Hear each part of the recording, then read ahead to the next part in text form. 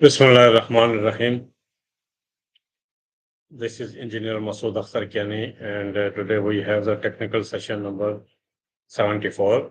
Our subject is microsilica fumes, which is made by the aluminum. As yesterday we discussed about in the last session that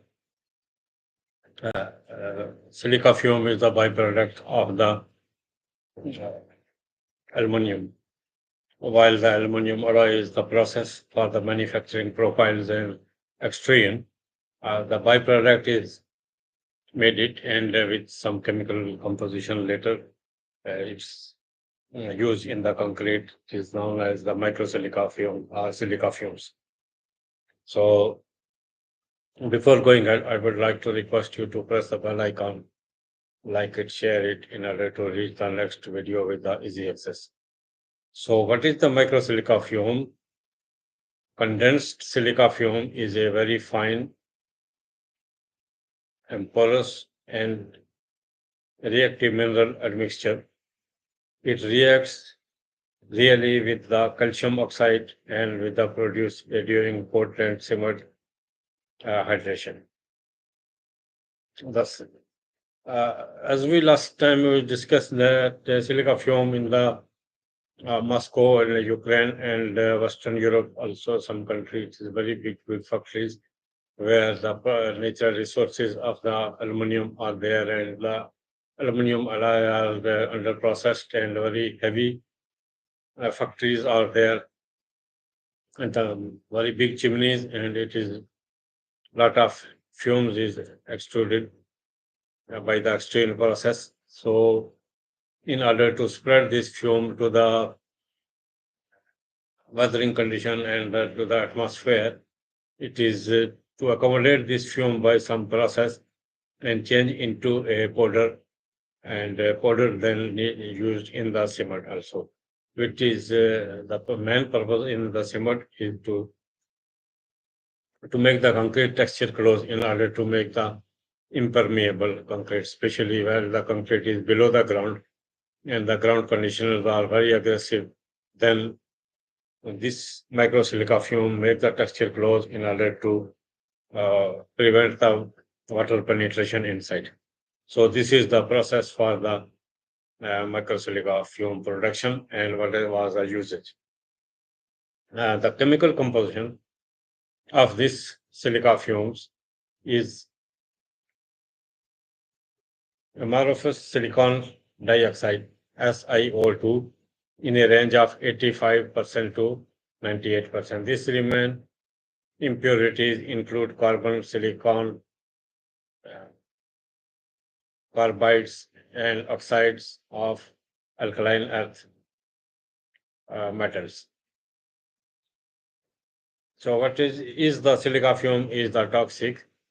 I repeated this one, the damage of this microsilica fume and porous fume can be causes of the illness of the headache, fevers, chills, and the chest tightness and the coughs.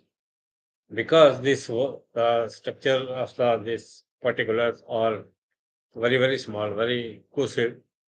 So in order to reach this, uh, to avoid the this fineness, which is cause of some inhaling and some process, uh, also some HSC and safety precautions are necessary to hold up. In fact, they all belong to a substance, but different in the name. The difference between the silica fumes powder and the microsilica. So this we will discuss about.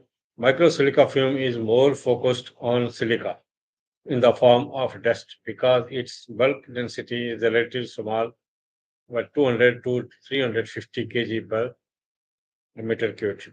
And usually it is indicated that there is no silica fumes since 19th October 2018. So from where we get the silica fumes, production of the silica fume is byproducts in the carbonation a reduction of the high purities quartz with the carbonations, materials like coal, coke, wood chips in electric or the furnace in a production of silica and ferrosilicons alloys. The fume silica is the question that it is flammable, either it is flammable or non-flammable, suitable um, for the extinguisher media. Silica is a non-combustible material, therefore no inhaling when media needs to be uh, identified. So the difference between the precipitated and the silica fume, both properties, is the large particle more than the silica fumes. When result in a high specific surface area, precipitated silica display better hardness and the abrasion resistance properties than the silica fumes once it's low. Fumes can be harmful if inhaled. Fumes is definitely it is harmful for inhaling process. So instead of to keep the safety open, the mask should be used and the especially protection should be used in accordance to the local building codes.